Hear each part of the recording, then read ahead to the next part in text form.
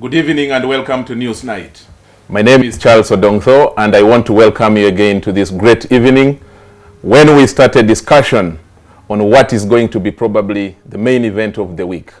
The celebration by the NRM, or should I call it President Yoweri Museveni, of 28 years in power, unaffected. I want to welcome you again, Andrew Mwenda, old man of the town, and the managing director, old man of the clan, and the managing director of the Independent. Andrew, you're most welcome. Thank you. Andrew, you know very well, on the 26th of January 1986, President Yoweri Museveni shot himself to power through the barrel of the gun.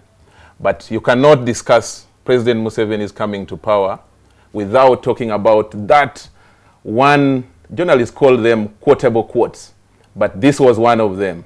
This is not a mere change of guard, but a fundamental change. Then one of those things he added was, I will not support anyone trying to buy furniture outside Uganda as long as I am in charge.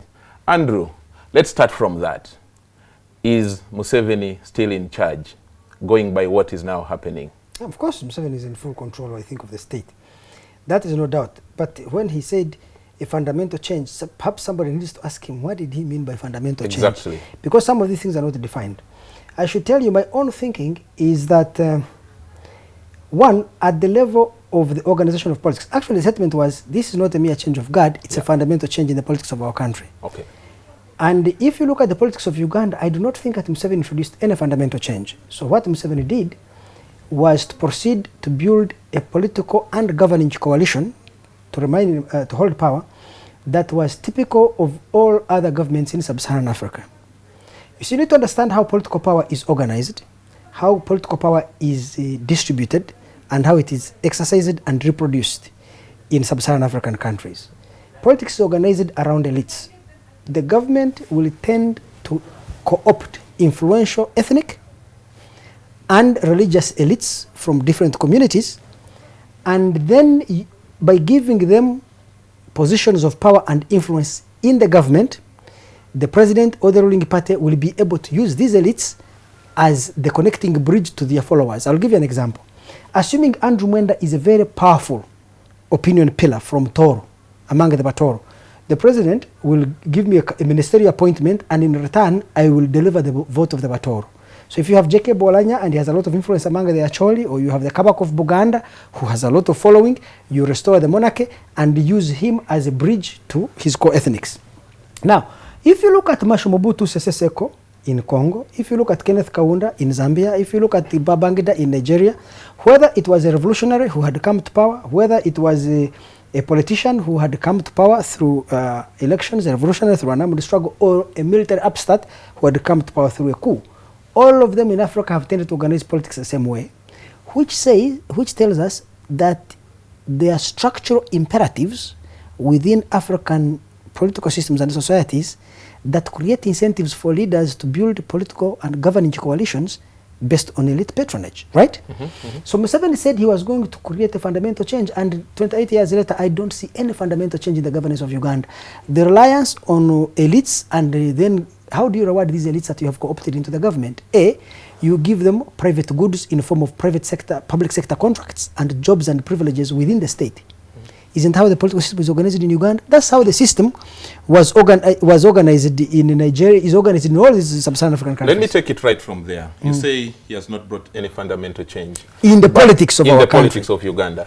But we know very well that you cannot discuss that fundamental change that he talked about for NRM without talking about the 10 points program that was the pillar upon which Museveni based, from the bush to come to power. And the number one was on democracy, restoration of democracy.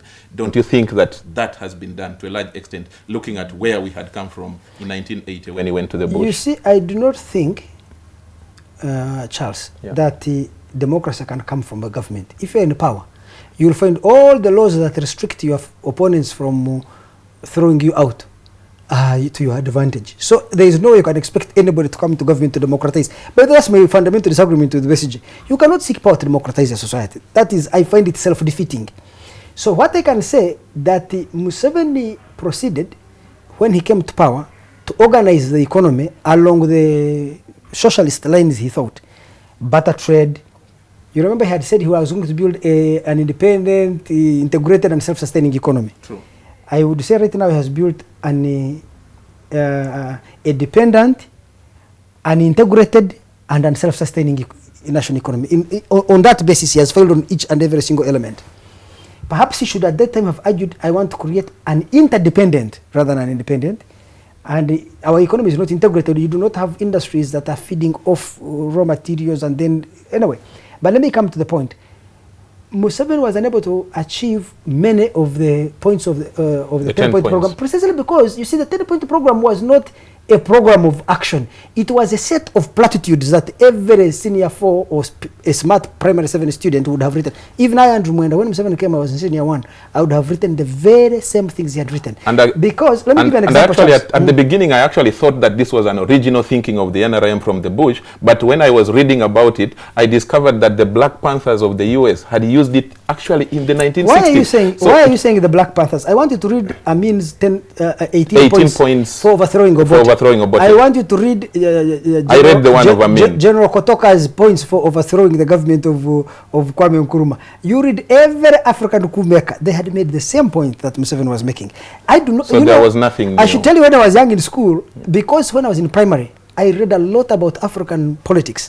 I already knew all these things Museveni was raising.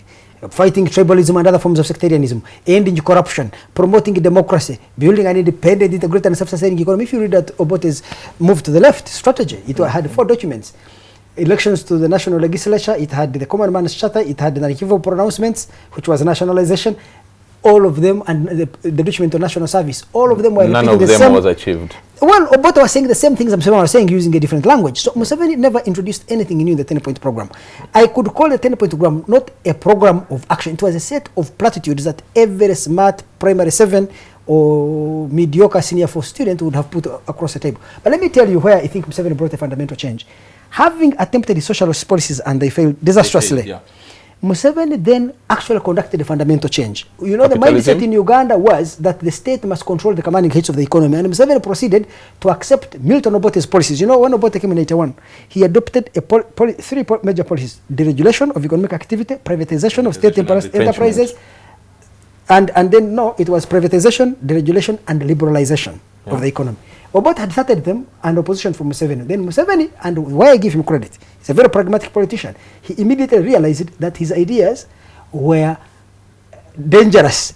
For that matter, they were dangerous to the economy.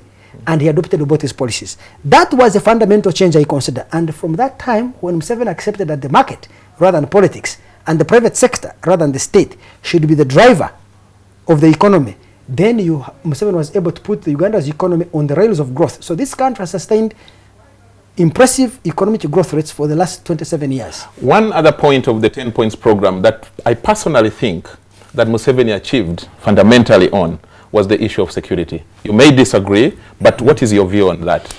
Partially, yes. Let me frame it this way. Museveni was able... Or disciplining the army, if you like. Oh, yes. Museveni was able to achieve a relatively high level of discipline of the army, so that the kind of indiscipline of Amin and Obote's soldiers and intelligence organizations was removed. Now, I can meet Katumba Wamala in a bar and box him and know that the best he can do is report me to police, but there is nothing else he can do. That I consider to be a fundamental achievement of Museveni. The second is that if you look at the Uganda's years between 1962 to 1986, we had 9 presidents or 9 governments. Of those 9 governments, the average age of a government in Uganda was 2.6 years. So the fundamental change Museveni brought was to give Uganda what I would call a long-term stability and continuity of government, which is what this country had lacked. So where people most criticize him for staying in power for so long, which is also not a very good thing, but it has an advantage. The advantage is that he has been able to provide stability and continuity of leadership over a long period of time, because this country lacked it. There were weak and unstable governments. One of them lasted 6 to 8 days, others lasted 6 months. That's the one of Binaisa. Yes, you see the first government from 62 to 66 collapsed. 66, 71 collapsed. 71, 79 collapsed. 79 you had 2 governments. In 80 you had 3 governments, because you had Binaisa on May 10th collapse.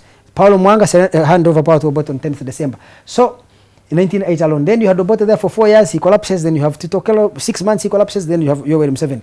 So Museveni made not a fundamental change, but this was an important change in the sense that he has been able to give the country long-term continuity. But if you talk of stability, it would be unfair because northern Uganda has been unstable up until 2006. Yeah. So to say that Uganda was a stable country is to say that Uganda ends at the Karuma, which is really a balkanization of the country, which is not true, yes. So but of course there was a time when if we were going to Nebi, my place, and you crossed Karuma, they would say, because of the state of the roads, the people would joke and say, we are now in Congo. But Andrew, I think we have come to the end of this particular program. And like I said, this week we are dedicating to looking at the fundamental change, whether it is in quotes or not.